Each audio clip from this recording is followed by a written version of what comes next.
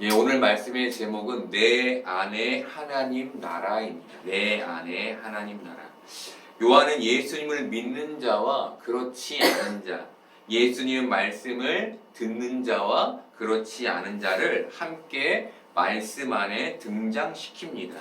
그리고 예수님은 예수님을 믿는 자, 즉 내 양은 내 음성을 들으며 나는 그들을 알며 그들은 나를 따른다 라고 말씀하셨습니다.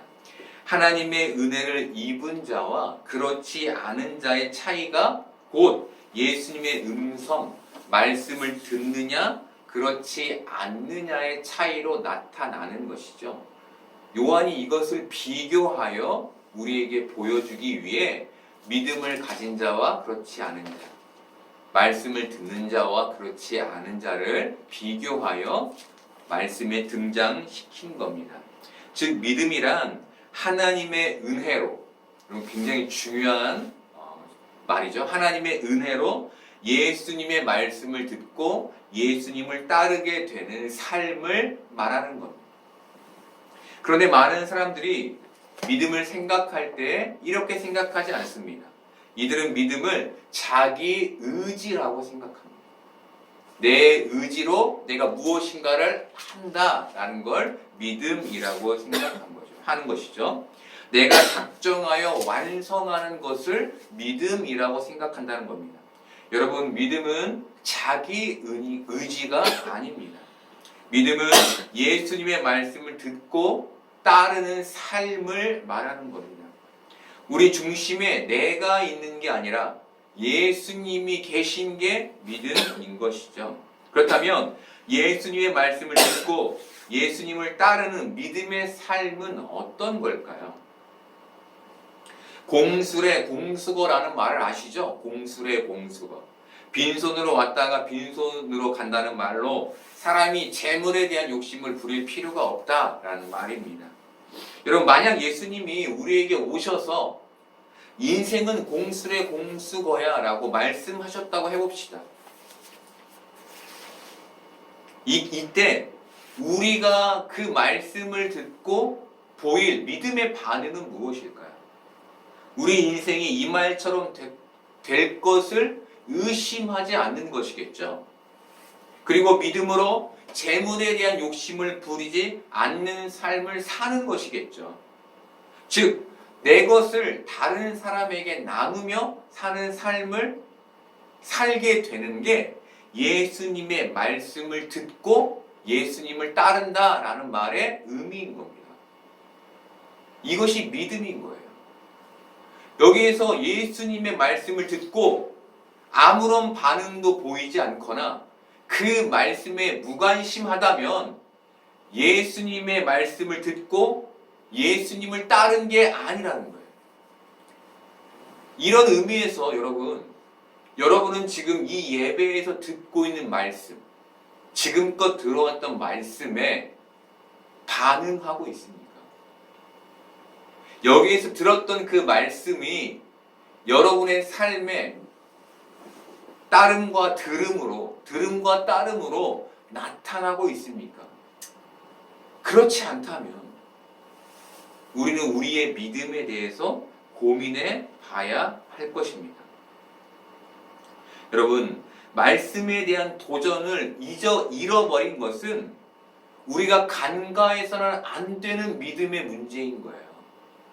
와서 예배 드렸지로 끝나는 것이 아니라 말씀에 대한 도전, 그 말씀이 나의 심령에 들어와 그 말씀을 따르지 않고는 견딜 수 없는 그 마음이 없는 것은 우리가 결코 간과해서는 안 되는 문제인 거예요. 왜냐하면 그게 바로 믿음이기 때문이에요.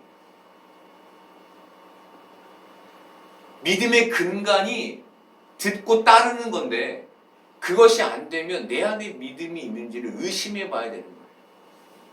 여러분, 우리는 예수님의 말씀 듣고 따르기를 바랍니다. 그렇게 이 땅에서 예수님을 아는 여러분들 되기를 소망합니다. 30절에서 예수님은 나와 아버지는 하나라고 말씀하신 후 38절에서 내 행함을 믿음으로 아버지께서 내 안에 계시고 내가 아버지 안에 있음을 깨달으라라고 말씀하셨습니다. 이 두 말은 내가 곧 하나님이야 라는 의미였습니다. 여러분, 하나님은 눈에 보이나요? 안 보이시죠? 하나님이 눈에 보이지 않기 때문에 하나님은 우리에게 추상적일 수밖에 없습니다. 하지만 예수님은 육신을 입고 이 땅에 오셔서 많은 사람들의 눈에 보이셨죠. 그리고 예수님의 말과 행동은 성경의 기록으로 남아 있습니다. 그래서 우리는 이 기록을 통해 예수님을 따를 수 있는 것이죠. 이것은 우리가 예수님을 바로 알고 따를 때 하나님을 바로 알고 따를 수 있음을 의미합니다. 바로 이것이 나와 아버지는 하나다. 내 행함을 믿음으로 하나님이 내 안에 계시고 내가 하나님 안에 있음을 알라라는 의미인 거예요. 여러분, 예수님을 따를 때, 예수님의 말씀을 들을 때 하나님을 따르는 것이고 하나님을 알게 되는 거예요. 하나님은 따로 알 수 있지 않아요. 왜냐하면 추상적이에요. 그래서 예수님을 보며 우리는 우리의 삶을 하나님의 뜻 가운데로 맞춰갈 수 있다는 거예요. 왜? 예수님이 하나님이셨으니까. 여러분, 믿음이 바로 이 예수님을 하나님으로 아는, 예수님의 말씀을 듣고 예수님의 말씀을 따르는 바로 이 지점에서 시작되는 겁니다. 그래서 우리가 말씀을 듣고 그 말씀에 대한 반응, 도전이 아주 중요한 것이죠. 그렇다면 우리가 예수님을 바로 안다는 것은 어떤 걸 말하는 걸까요? 예수님을 내가 알아, 바로 알아. 이건 어떤 걸까요? 그분이 내 안에 계심으로 나를 이루는 것을 말합니다. 그분이 내 안에 계심으로, 예수님 안에 하나님이 계심으로 그가 하나님의 일을, 예수님이 하나님의 일을 이루셨던 것처럼 예수님이 내 안에 계심으로 내가 예수님의 일을 이루는 것. 이것이 아주 중요한 믿음의 모습인 것이죠. 선교단체에 있을 때 전도사가 된 선교단체 형이 선교단체의 청년들에게 설교를 한 적이 있습니다. 이 형은 전주 사람이었고 사역지는 서울이었습니다. 그런데 이 형이 경상도 억양으로 설교를 하는 거예요. 경상도 억양으로. 너무 이상한 나머지 주위의 청년들에게 물었습니다. 왜 저 형 경상도 말로 설교해? 그때 들은 대답이 경상도 출신 목사님을 너무너무 닮고 싶어서 그분이 쓰신 책을 다 읽고 그분의 말투, 그분의 억양까지도 따라하게 됐다는 것이죠. 여러분, 이처럼 누군가가 너무 좋아서 내 스타일까지 내려놓고 그 사람 스타일을 따라하게 되는 것, 그분이 그렇게 내 안에 채워지게 되는 것, 그것이 내가 그 안에, 그가 내 안에 있는 것에 대한 의미인 거예요. 예수님이 너무 좋아서 그분을 따라 살게 되는 것, 그분의 말투와 그분의 언어와 그분의 행동까지도 따라하게 되는 것, 이것이 바로 믿음이라는 겁니다. 믿음. 여러분, 이해가 되시나요? 이게 믿음인 거예요. 예수님을 우리 식대로 사는 게 아니라 예수님을 모방하게 되는 것. 그게 하나님이 우리 안에 계시고 예수님이 우리 안에 계신 모습이라는 겁니다. 여러분, 이처럼 믿음이란 추상적인 것이 아니라 그가 내 안에 계심으로 또한 내가 그 안에 거하는 실제적인 사건인 겁니다. 내 삶에 드러나는, 내 삶에서 그 믿음이 현실이 되어지는 실제적인 사건인 거예요. 여러분, 지금 우리는 어떤 믿음을 가지고 있습니까? 예수님을 따르기보다 나의 목적을 이루기 위한 신앙을 가지고 있지 않습니까? 여러분, 나들목교회 김영구 목사님의 강의를 듣게 됐습니다. 그분이 풍성한 삶에 대해서 이렇게 말씀하시는 것을 들었어요. 좀 길지만 읽어드리겠습니다. 풍성한 삶으로 들어가지 않은 상태에서 종교적인 행위를 열심히 하게 되면 어떻게 될까요? 지치게 됩니다. 그리고 다른 사람의 평가가 굉장히 중요해지게 됩니다. 이런 사람들이 모여있는 집단에 어떤 종교적 코드가 생기면 그 코드대로 움직여야 됩니다. 그대로 안 하면 비판당합니다. 여러분, 우리가 교회에서 헌신하기 전에 중요한 것은 나는 그 풍성한 생명에 들어간 사람인가? 라는 질문입니다. 이게 선명하지 않은 채로 이거 하면 돼, 저거 하면 돼, 그렇게 그 집단이 가지고 있는 어떤 종교적 코드에 맞추는 삶을 사는 것은 여러분들을 숨막히게 할 겁니다. 사람들은 천당 가는 게 구원, 이렇게들 생각합니다. 성경에는 분명히 나중에 얻게 하겠다고 얘기하지 않습니다. 지금 얻게 하겠다. 지금 하나님 나라를 얻게 하겠다라고 얘기합니다. 그래서 먼저 생명으로 들어가셔야 합니다. 그리고 두 번째는 그 생명을 누리는 법을 배우셔야 합니다. 이걸 알게 되면, 이걸 누리게 되면 이걸 누리고 살기 위해 헌신하게 되는 겁니다. 여러분, 하나님의 은혜로 우리가 생명에 들어가게 됐다면 믿음은 그 생명을 이 땅에서 누리는 방법인 겁니다. 믿음은 나의 요구를, 나의 목적을 이루는 데 사용하는 게 아니라 하나님이 우리에게 은혜로 주신 그 풍성한 삶을 누리는 데 사용하는 것인 것이죠. 오늘 말씀은 바로 우리가 그 생명을 누리는 법에 대한 말씀을 해 주시는 겁니다. 그것이 예수님의 말씀을 듣고 따르는 삶, 내가 그 안에, 그가 내 안에 거하는 삶인 것입니다. 예수님을 모방하고 따르는 삶인 거예요. 그렇다면 생명이 가득한 하나님 나라는 어디에 있을까요? 저 하늘에만 있을까요? 그 하나님 나라가? 예수님은 누가복음 17장 20절과 21절에서 하나님 나라가 어디에 있는지 이렇게 말씀해 주셨습니다. 바리새인들이 하나님의 나라가 어느 때에 임하나이까 묻거늘 예수께서 대답하여 이르시되 하나님의 나라는 볼 수 있게 임하는 것이 아니요 또 여기 있다 저기 있다고도 못하리니 하나님의 나라는 너희 안에 있느니라. 너희 안에 있느니라.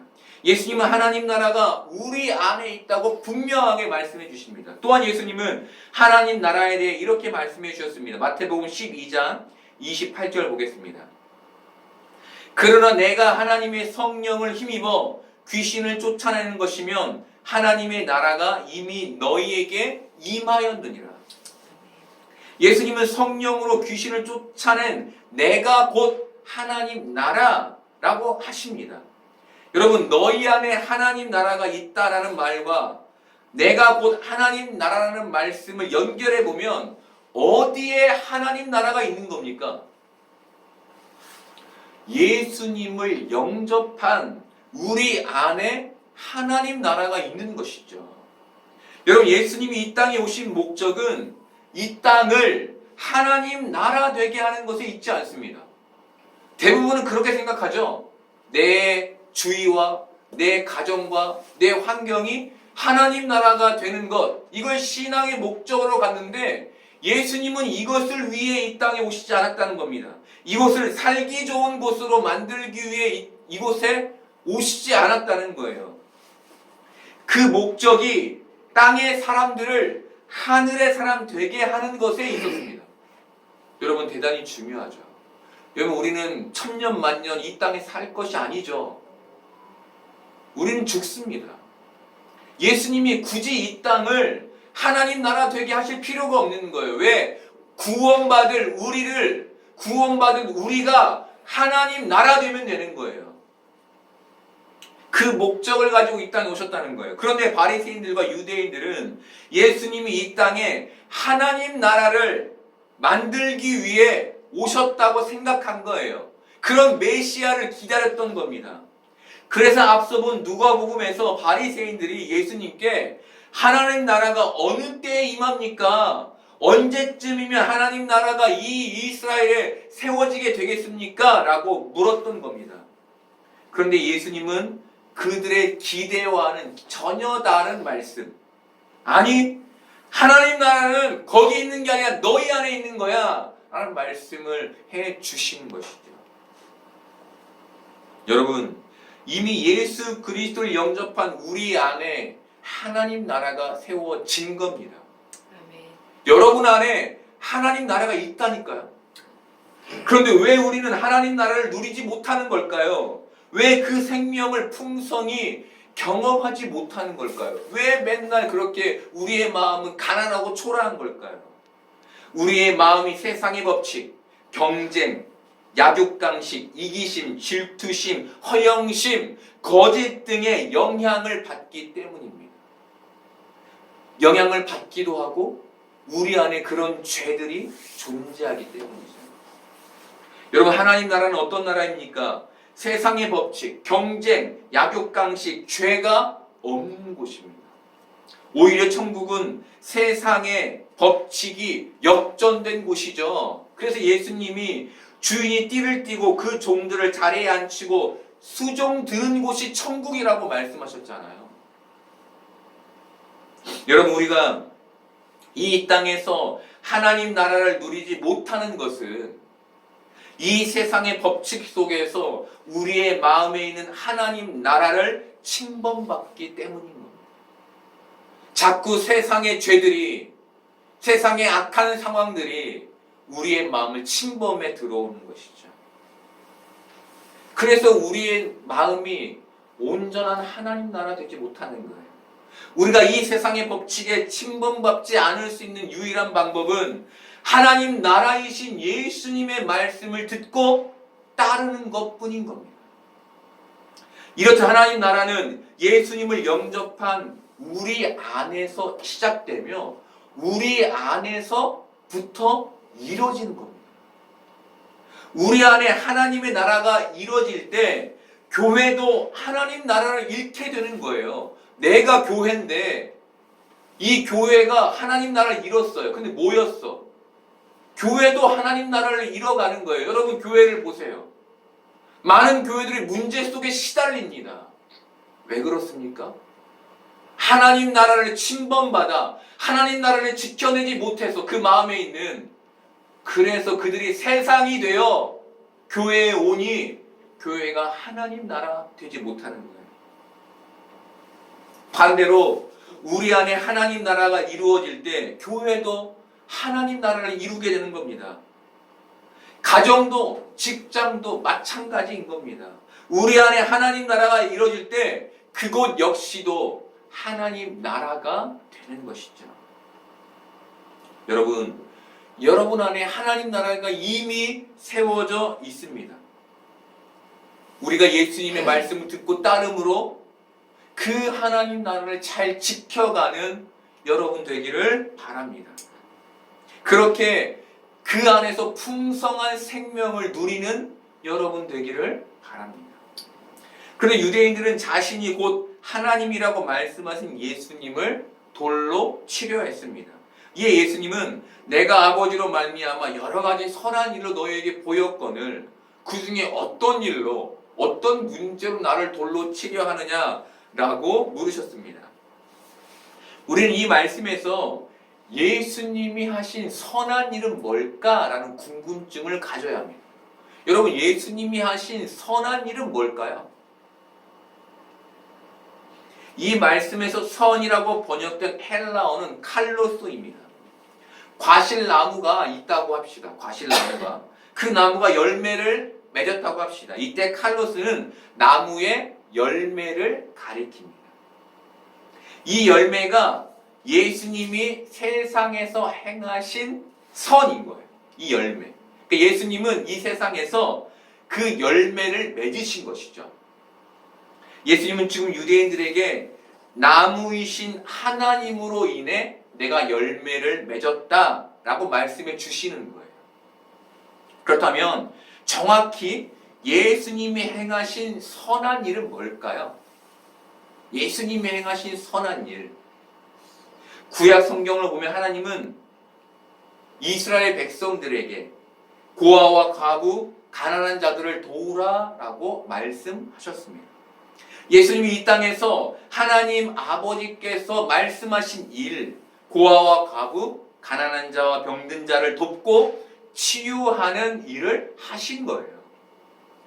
이것이 예수님이 하신 선한 일이었던 거예요. 그래서 예수님께서 37절에서 내가 내 아버지의 일을 행하지 아니하거든 나를 믿지 말려니와 라고 말씀하신 거예요. 내가 지금 너희가 아버지라고 믿고 있는 그 하나님이 말씀하신 일을 하고 있잖아. 그러니 나를 보고 하나님을 봐야지라는 거예요. 예수님이 열매에 대해서 마태복음 7장 16절부터 20절까지 해서 이렇게 말씀해 주셨습니다. 그들의 열매로 그들을 알지니 가시나무에서 포도를 또는 엉겅퀴에서 무화과를 따겠느냐.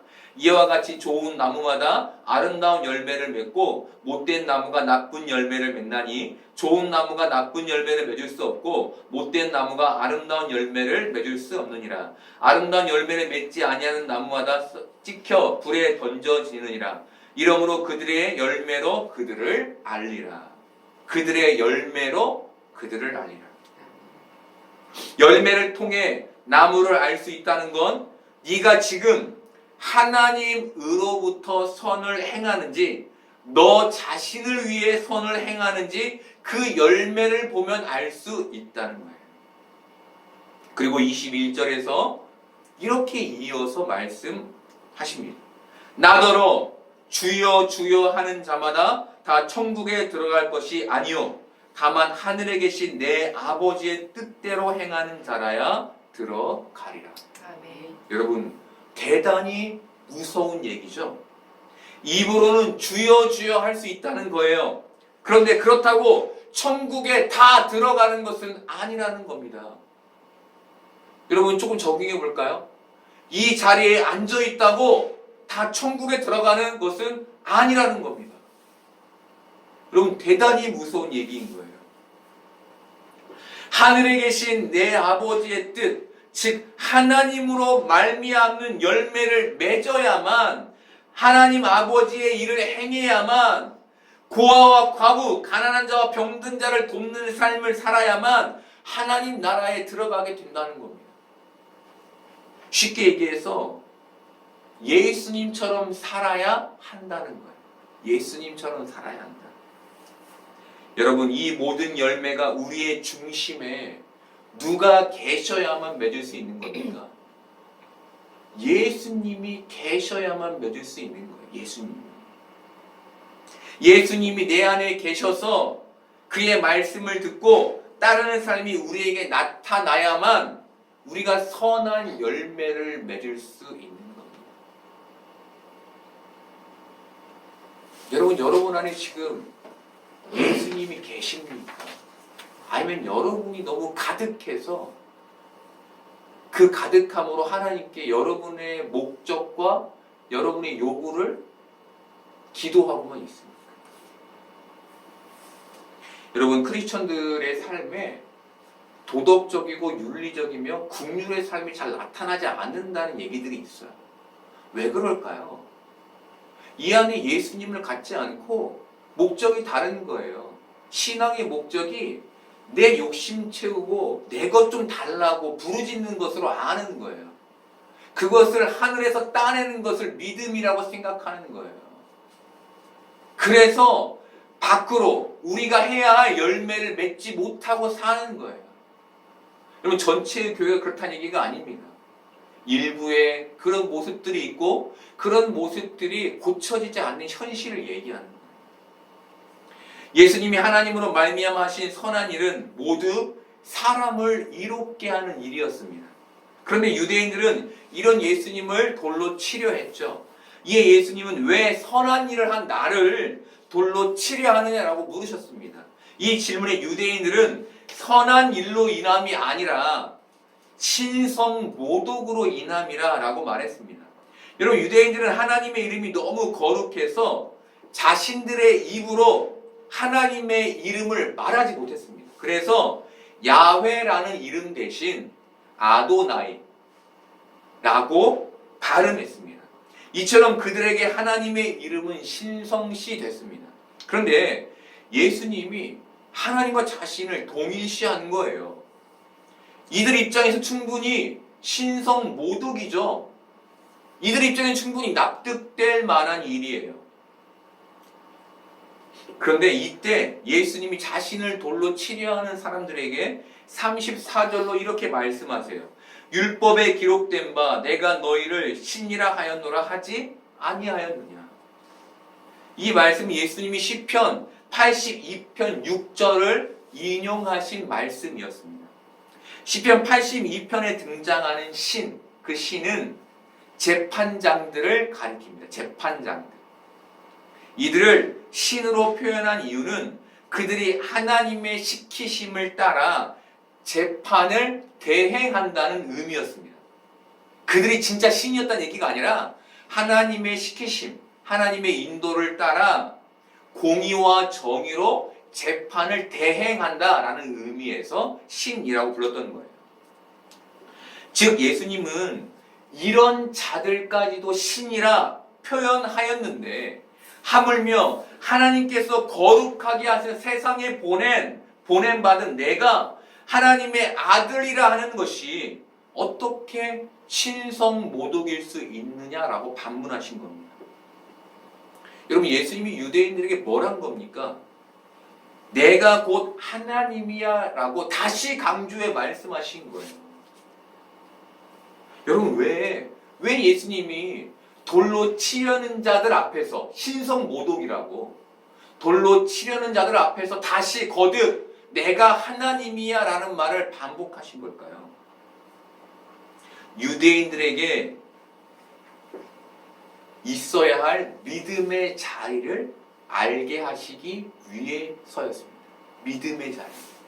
예수님을 하나님으로 아는 것.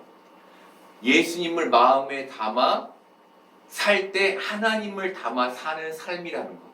그것을 그 믿음의 출발이 예수님이라는 것을 알게 하기 위해 그렇게 말씀하신 것이죠. 이 자리가 바로 믿음의 시작점이었기 때문이었던 거예요. 여러분 아버지께서 내 안에 계시고 내가 아버지 안에 있음을 깨달은 자만이 참 이스라엘이 될 수 있는 겁니다. 율법의 길을 통해서가 아닌 하나님이 그 안에 거하시는 예수라는 길을 통해서만이 하나님 나라에 이룰 수 있는 겁니다.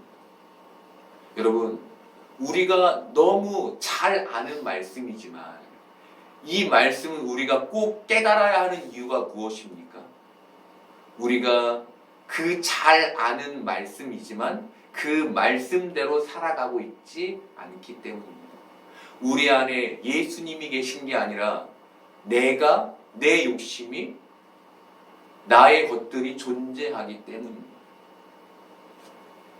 여러분 예수님만이 오롯이 길이며 진리이며 생명이신 겁니다. 오롯이 예수님만 갖는 자가 생명을 얻고 생명을 누리며 생명의 길을 갈 수 있는 겁니다. 그 참된 생명의 풍성함을 그때야 알게 되는 겁니다.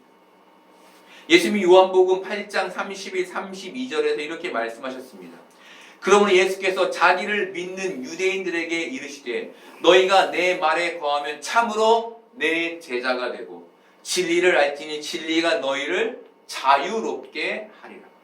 내 말에 거하면 참으로 내 제자가 된다라는 말은 요한복음 10장 27절에 내 양은 내 음성을 들으며 나는 그들을 알며 그들은 나를 따르느니라와 같은 의미입니다.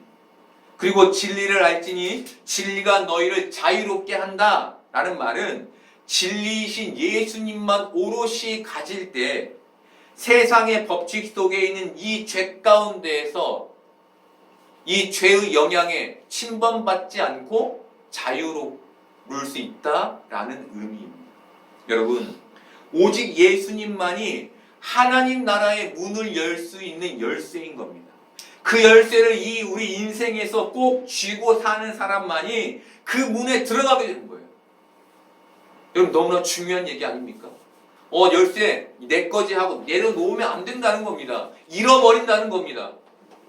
열쇠 내 손에 꼭 쥐고 내가 끝까지 달려가서 저 문 열어야지 라고 하는 사람만 그 문에 들어가게 된다는 거예요. 누군지 예수님의 음성을 듣고 문을 열면 예수님이 그에게로 들어가 그와 더불어 먹고 그는 예수님과 더불어 먹게 되는 겁니다. 여러분, 예수님은 우리가 이 땅에서 오직 예수님만 가짐으로 우리 안에 하나님 나라가 이루어지는 축복을 받기를 원하시는 겁니다. 그 누구도 침범하지 못할 그 하나님 나라를 마음에 가져서 이 약육강식의 법칙이 존재하는 세상에서는 결코 누릴 수 없는 참 생명의 풍성함을 빼앗기지 않기를 바라시는 겁니다. 이것이 예수님이 나와 아버지는 하나이니라 라고 말씀하신 이유인 겁니다. 그렇다면 오직 예수라는 이 참 생명을 누리려면 어떻게 해야 할까요? 율법을 머릿속으로 계산하여 실천하기 전에 그분의 사랑을 먼저 깨닫고 누리는 것이 필요한 것이죠. 김영훈 목사님은 앞서 말씀드린 강의에 이어서 이런 말씀을 하셨습니다. 주님은 여러분들에게 사랑하라고 하지 헌신하라고 하지 않으십니다. 사랑은 자신의 역량이 커진 것만큼 할 수 있습니다. 사랑할 능력이 내 속에 생기지 않으면 그만큼만 사랑하시면 됩니다. 내가 하나님을 알면 알수록 사랑은 자꾸 커집니다. 하나님이 가지고 있는 하나님의 존재 자체가 사랑입니다. 우리의 사랑은 처음에는 간장종지만 합니다. 그래서 나 자신도 참지 못합니다. 나도 싫어 죽겠고 내 부모도 왜 이런지 모르겠고 사람들이 왜 저런지 모르겠습니다. 그런데 하나님의 사랑을 자꾸 알게 되면 제일 먼저 변화되는 게 내가 굉장히 소중하구나를 알게 되는 겁니다. 나를 그 마음에 담게 되는 겁니다.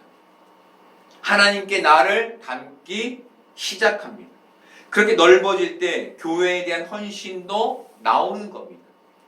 교회에 내가 섬겨야 될 사람이 참 많구나. 가난한 사람이 너무 많구나. 그 사람 내가 좀 도와야 되겠다. 이렇게 확장되는 겁니다. 그래서 헌신에는 최저점, 최고점이 없습니다. 그건 그 사람의 사랑의 크기만큼입니다. 제가 기독교를 표현할 때 하는 표현이 있습니다.